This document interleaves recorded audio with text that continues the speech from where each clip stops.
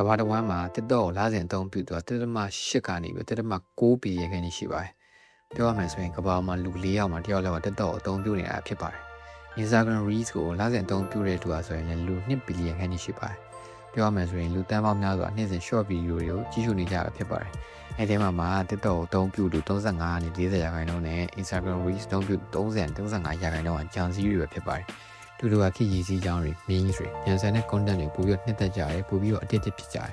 ပြောမယ်ဆိုရင်ကြံစည်တွေက TikTok ကိုစိုးမိုးရတဲ့လူများစုပဲဖြစ်ပါတယ်လူတွေကအနေနဲ့အတုံးများစွာလူလက်ပိုင်းတွေပဲဖြစ်ပါတယ် TikTok မှာ30ရာခိုင်နှုန်း35ရာခိုင်နှုန်း Instagram Reels တွေမှာ35-40ရာခိုင်နှုန်းရှိပါတယ်ပုံမှန်ကြည့်ရှုရတဲ့လူတွေဖြစ်ပေမဲ့သူတို့ကရွေးချယ်ကြည့်ရှုရတာပိုနှစ်သက်ကြပါတယ်ပညာရေးလူနေမှုပုံစံဘဏ္ဍာရေးနိုင်ငံရေးဒီပညာဆိုင်ရာအကြောင်းအရာတွေကြည့်ရပို့ပြီးနှစ်သက်ကြတယ်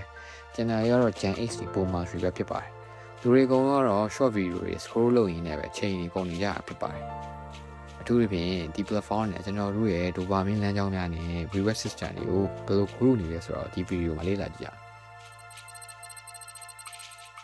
ချို့တွေက dopamine ကိုပျော်ရွှင်မှုဓာတ်လို့ပစ္စည်းတစ်ခုအနေနဲ့မှားပြီးတော့ထင်မြင်ယူဆကြတယ်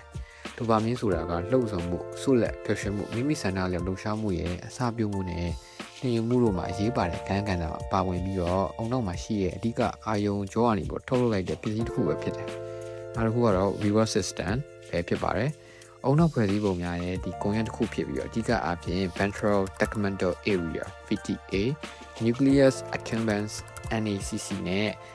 prefrontal cortex PFC ဆိုပြီးတော့ပါဝင်ပါတယ်။ဒီ system စနစ်ကကျွန်တော်တို့အနေနဲ့အကျိုးရှိတဲ့အရာတစ်ခုကိုတွေ့ကြုံခံစားရတဲ့အခါဒါမှမဟုတ်မျှော်လင့်တဲ့အခါမျိုးမှာအသက်ဝင်တာဖြစ်ပါတယ်ဒီ short form video platform တွေကအုံနောက်ရဲ့ reward system ကိုအသုံးချပြီးတော့တည်ကြကြဇိုင်းထုတ်ထားတဲ့ platform တွေပဲဖြစ်ပါတယ်အောက်ကိုဖွင့်လိုက်တဲ့အခါမှာဒါမှမဟုတ် scroll လုပ်လိုက်တဲ့အခါအုံနောက်ကအလားအလာရှိတဲ့ reward တစ်ခုကိုမျှော်လင့်ထားတယ် memes တွေ trend ဖြစ်နေပါတယ်ဒါမှမဟုတ်ဖိလုံးကားတဲ့ video တွေကိုမျှော်လင့်ထားခြင်းရပဲ dopamine ထုတ်လွှတ်မှုကိုလှုံ့ဆော်ပေးပါတယ်တက်လာတဲ့ video တိုင်းအလားအလာရှိတဲ့ reward တစ်ခုပဲဖြစ်တယ်နောက် video ကရည်စရာကောင်းလောက်အောင်ရည်စရာကောင်းရင်ကောင်းနေမယ်အသိပညာပေးပိုင်းပါနေမယ်ဒါမှမဟုတ်လုံးဝပြင်းစရာကောင်းနေရဆိုတာလေဘယ်တော့မှမသိနိုင်ဘူးအဲ့လိုခံမှန်းလို့မရတဲ့အရာကပဲအဓိကတော့ချက်ကြီးဖြစ်နေတာ73ရင်း3ရင်းနဲ့ဘယ်တော့ကိုကြည့်နေတာပါလာမယ်ဆိုတာကိုစောင့်နေမိတာမျိုးကျွန်တော်နှစ်သက်တဲ့ဗီဒီယိုတစ်ခုကိုတွေ့တဲ့အခါဒိုပါမင်းကနင်းတက်လာတယ်ပို့ပြီးတော့ scroll လုပ်ချင်အောင်လည်းဆွဲဆောင်လာတယ်